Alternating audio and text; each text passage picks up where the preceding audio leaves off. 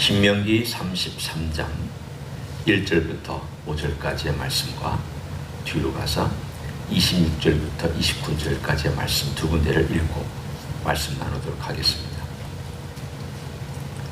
하나님의 사람 모세가 죽기 전에 이스라엘 자손을 위하여 축복함이 이러하니라. 그가 일렀으되 여호와께서 시내산에서 오시고 세일산에서 일어나시고 바란산에서 비추시고 1만 성도 가운데 강림하셨고 그의 오른손에는 그들을 위해 번쩍이는 불이 있도다. 여호와께서 백성을 사랑하시나니 모든 성도가 그의 수중에 있으며 그의 발 아래에 앉아서 주의 말씀을 받는도다. 모세가 우리에게 율법을 명령하였으니 곧 야곱의 총회의 기업이로다. 여스룬의 왕이 있었으니 곧 백성의 수령이 모이고 이스라엘 모든 지파가 함께한 때로다. 뒤로 넘어갑니다. 26절입니다. 여스룬이여 하나님 같은 이가 없도다. 그가 너를 도우시려고 하늘을 타고 궁창에서 위엄을 나타내시는도다. 영원하신 하나님이 내 조수가 되시니 그의 영원하신 발이 내 아래에 있도다. 그가 내 앞에서 대적을 쫓으시며 멸하라 하시도다. 이스라엘이 안전히 거하며 야곱의 샘은 곡식과 새 포도주의 땅에 홀로 있나니 곧 그의 하늘이 이슬을 내리는 곳에로다. 이스라엘이여 너는 행복한 사람이로다. 여호와의 구원을 너같이 얻은 백성이 누구냐? 그는 너를 돕는 방패시요 내 영광의 칼이시로다. 내 대적이 내게 복종하리니 내가 그들의 높은 곳을 밟으리로다. 아멘. 하나님께서 모세에게 너는 이제 느보산으로 올라가라. 너는 건너가지 못한다. 이 말씀을 듣고 난 모세가 죽기 전에 느보산에 올라가기 전에 이스라엘 백성을 모아놓고 마지막으로 축복한 내용입니다.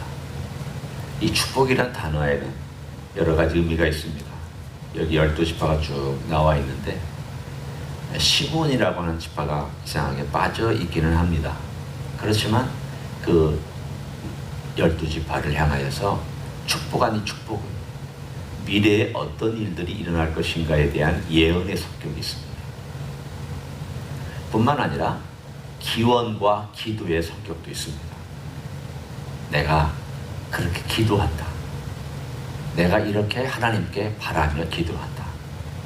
또한 경고와 명령도 있습니다. 이 경고와 명령은 하나님 아버지 앞에서 너희들이 이렇게 살아가야 한다라고 하는 일종의 율법과 그들의 삶의 특징과 하나님과의 관계 속에서 어떻게 그들이 선택하며 걸어가야 될지에 대한 명령이기도 합니다. 하나님께서 어떤 일을 말씀해 주셨을 때 항상 두 가지 길, 쉽게 얘기하면 두 가지 길에 대해 하나님께서 예언해 주십니다. 너희가 이걸 선택하면 이렇게 될 것이다. 너희가 이쪽을 선택하면 이렇게 될 것이다. 하나님께서 우리의 삶 가운데서 꼭 하나만 가지고 말씀해 주시지 않는 것은 우리의 교만을 방지하기 위해서입니다. 우리의 나태함을 방지하기 위해서입니다. 너 이렇게 된다. 그럼 사람은 노력 안 합니다. 사람은 기도 안 합니다. 하나님 의지하지 않습니다. 어차피 그렇게 될 건데. 하나님 알려주시지 않습니다. 우리가 하나님께서 이 길을 가면 이렇게 되고 저 길을 가면 저렇게 된다는 것을 하나님께서 같이 알려주심으로 우리가 하나님 아버지 앞에서 때로는 긴장도 하고 때로는 하나님 아버지 앞에서 내가 어떻게 살아야 되는지에 대해서 가만히 앉아서 생각도 하고 고민도 하고 이런 결정해봤다 저런 결정해봤다 이 대가도 지불해봤다 저 대가도 지불해봤다 하면서 더듬어 가면서 하나님의 길을 찾아가도록 하나님께서 만들어 놓으셨습니다. 그렇게 안 가려고 하는 사람들이 무당을 찾습니다. 그렇게 안 하려고 하는 사람들이 점을 봅니다. 그렇게 안 하려고 하는 사람들이 뭐 예언을 받고 뭘 받아가지고 그렇게 된다라고 하는 잘못된 신앙의 길을 걸어요. 하나님 그렇게 일하시지 않습니다. 물론 어떨 때에는 하나님이 전격적으로 역사에서 하시는 일이 없다는 게 아닙니다. 있습니다. 그러나 일반적으로 대부분의 경우는 하나님께서 우리를 그렇게 하도록 만들어 놓으셨습니다.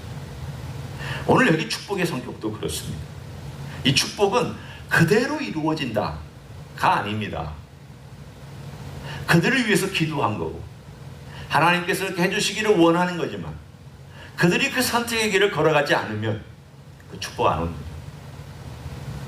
그들도 그 명령을 받고 선택하며 걸어가야 하는 이런 모든 삶의 내용이 오늘 여기에 나와 있습니다. 그런데 이 축복의 12지파에 준 내용보다도 더 앞과 뒤를 장식하고 있는 초반과 마지막을 장식하고 있는 이 메시지가 이스라엘 민족에게 주신 더 귀한 메시지입니다. 이 앞부분과 뒷부분은 서로 연결되어 있습니다. 어떻게 연결되어 있는지 한번 보십시오. 2절부터 5절까지 보면 이스라엘 백성이 어떻게 귀한 축복을 이미 얻었는가에 대하여 말씀하고 있는 내용입니다. 그들을 위하여 축복합니다. 그들을 위하여 기도합니다. 그런데 그들이 이미 얻은 축복이 있다는 것을 얘기하는데 그 이미 얻은 축복이 하나님께서 그들을 위하여 행하여 주신 놀라운 그 내용 가운데 있습니다. 한번 보십시오. 2절 제가 읽으면서 간당간당히 설명하면서 한번 지나가 보겠습니다. 여호와께서 시내산에서 오시고 세일산에서 일어나시고 바란산에서 비추시고, 이건 일종의 그들의 40년의 여정을 산 3개로 대표한 것입니다. 그리고 1만 성도 가운데 강림하셨고, 1만 성도라고 하는 것은 사람을 얘기하는 것이 아니라 천사들을 얘기합니다.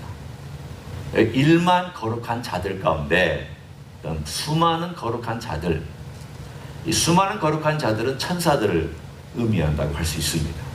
하나님께서 수많은 천사들을 대동하고 하나님께서 강림하셨다라고 되어 있습니다. 그런데 그 오른손에는 그들을 위해 번쩍이는 불이 있었습니다. 자, 한번 생각해 보십시오. 저는 하나님께서 강림하셨던 이 장면을 생각하면 이스라엘 백성은 두려워하고 떨었지만 하나님께서 그분의 영광의 찬란함을 많이 가리고 나타나신 것입니다. 만약 하나님께서 본인의 가지고 있는 영광을 다 드러내셨으면 지옥도 감당하지 못합니다. 이 땅 감당하지 못합니다. 이 지구 전체 감당하지 못합니다. 하나님께서 자신의 영광을 그 여러 가지 방법으로 가리셨습니다. 다른 말로 얘기하면 너무 빛이 센 그 태양이 있을 때에 우리가 여기에 선글라스를 끼고 잠깐 볼 때에 우리가 그 선글라스라고 하는 가려진 것 때문에 태양을 볼 수 있는 것과 마찬가지입니다.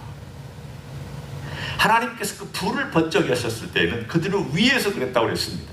이게 내 영광인데 내가 너희들이 내 영광을 볼 수 있도록 내가 이걸 많이 낮추어서 너희들이 눈으로 봐도 다치지 않을 정도로, 죽지 않을 정도로 내가 그렇게 너희들에게 불을 보여준다는 뜻입니다.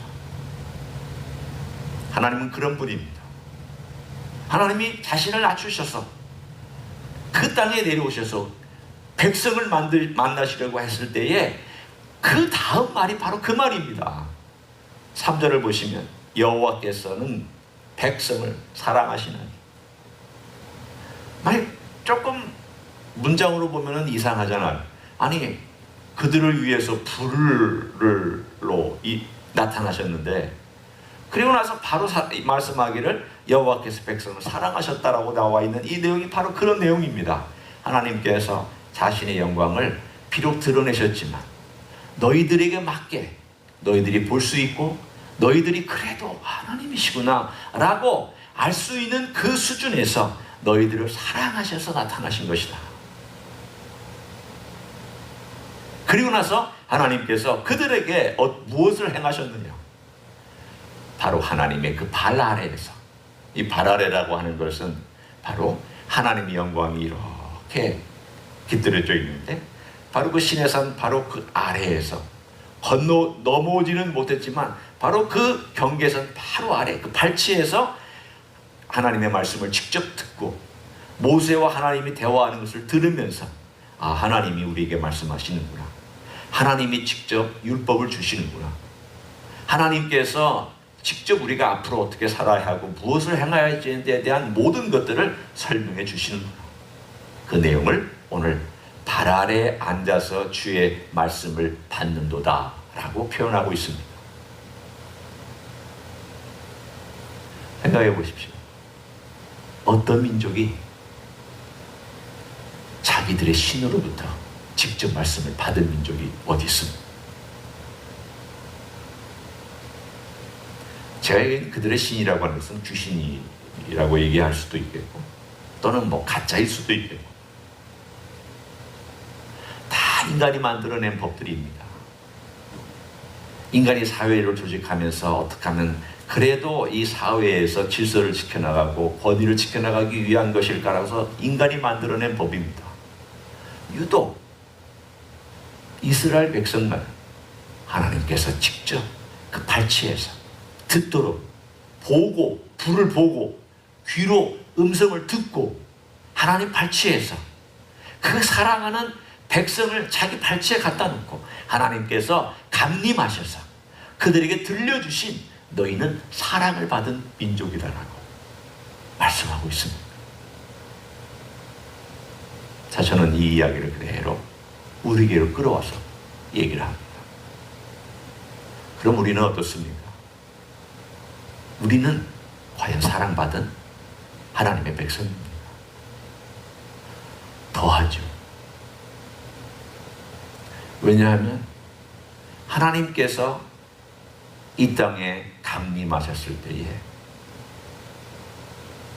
그때에는 인간이 볼 수 있는 불로 감림하셔서 선을 긋고 여기는 건너오지 말아야 되었지만,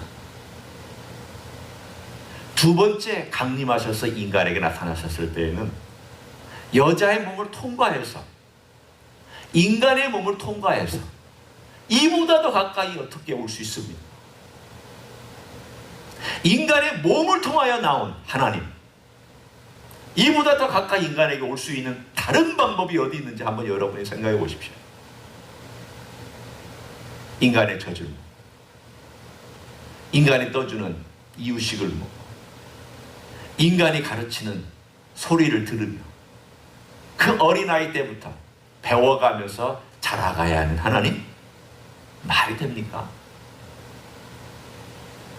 인간의 논리는 말이 안 되지만 하나님께서 가장 가까이 다가오시는 방식, 오늘 여기 보면은 여호와께서 백성을 사랑하시는, 그래서 발치에서 말을 직접 듣게 했지만 이제는 인간이 되셔서 인간의 몸을 통하여서 인간의 가장 가까운, 인간의 살과 살을 맞대는 그러한 가장 가까운 곳에 와서 누구든지 그 앞에 가서는 불로 두려워 떨지 않아도 되고, 선을 긋고 더 이상 다가오지 못하는 그러한 위치에 있지 않아도 되는 그러한 하나님으로 우리에게 가까이 다가오셨습니다. 동생들, 예수님 동생들이 있습니다. 만지고 같이 놀았습니다. 같이 식사했습니다. 하나님인 줄 몰랐겠죠. 그래 깊이 몰랐겠죠. 죄인들 가까이 왔습니다. 죄 지은 여자 가까이 와서 자기 머리카락으로 예수님 눈물로 씻고, 어떤 여인은 향유를 붓고 예수님 발을 닦았습니다.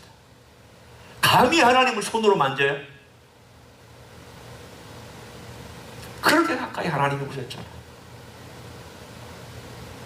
우리 주님께서 이 땅에 직접 말씀해 주시는 그 말씀, 산상수훈이나 또는 많은 사건들, 한 사람 한 사람들을 만나고 손을 대시기도 하고 그들이 와서 만지기도 하고, 이런 모든 과정 속에서 하나님이 이보다 더 가까이 올 수는 없습니다.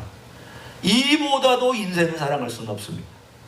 그러니 그 예수님의 말씀을 직접 듣고 그 말씀을 생명으로 여기는 사람은 이 하나님을 직접 만나는 영광스러운 자리까지 날마다 나가 있는 것입니다. 얼마나 귀한 은혜입니까? 얼마나 귀한 축복을 받은 사람들입니까? 여러분 한 분이나 한 분들, 그리고 저까지 포함해서 우리가 하나님 말씀을 오늘도 대하고 있다는 것이 오늘 갑자기 그런 생각이 들었습니다. 우리가 너무 이 말씀을 흔하게 여기지 않는가.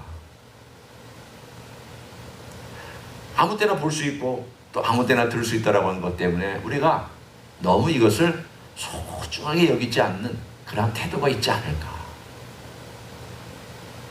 생각해 보십시오. 그런데 예수님이 직접 말씀하시는 이 생명의 말씀이 얼마나 멋지고 귀한 것입니다. 그래서 뒷부분의 결론이 이렇게 나 있습니다. 여기에는 하나님께서 주신 축복의 그 놀라운 이야기가 말씀이에요. 지금 제가 한번 여기 내용을 간단하게 설명하고 지나갑니다. 모세가 우리에게 사절입니다.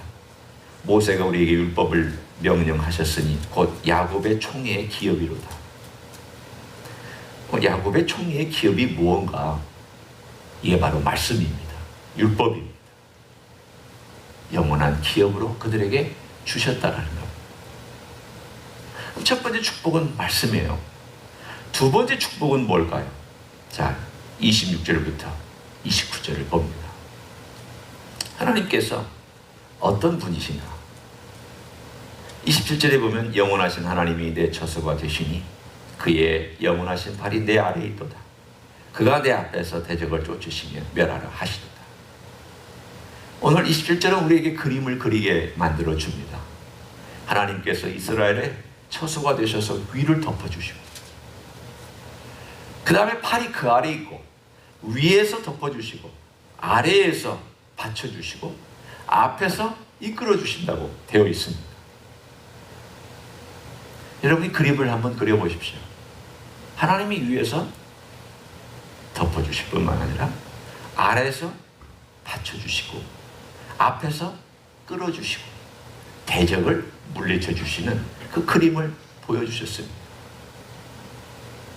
뭘 얘기한 내용입니까? 하나님의 임재를 이렇게 그림처럼 설명하고 있습니다. 하나님이 너와 함께 하신다. 너 위를 덮으신다. 네 아래를 받쳐주신다. 뒤는 당연히 보호해 주시겠죠. 네 앞을 인도해 주신다. 앞에 나가는 길의 대적들 너와 함께 싸워주신다. 하나님의 임재는 확실한 것이다. 첫 번째 축복은 하나님의 말씀을, 생명의 말씀을 얘기했고, 두 번째 축복은 하나님의 임재를 얘기했습니다. 첫 번째도 말씀을 주실 때 직접 주셨습니다. 그 주신 주님께서 행동으로 보여주셨습니다. 그리고 보여주고 계십니다. 말씀을 주셔서 생명으로 살게끔 하고 그 말씀을 따라가게끔 하실 뿐만 아니라 하나님께서 직접 그분의 모든 존재를 거시고 그분의 능력과 임재하심으로 위에서 덮어주시고 아래에서 또한 받쳐주시고 뒤에 보호하실 뿐만 아니라 앞에서 인도하시는 이런 하나님의 임재에 대하여 앞과 뒤에서 명확하게 너희가 얼마나 행복한 백성이냐, 너희가 얼마나 사랑받은 백성이냐.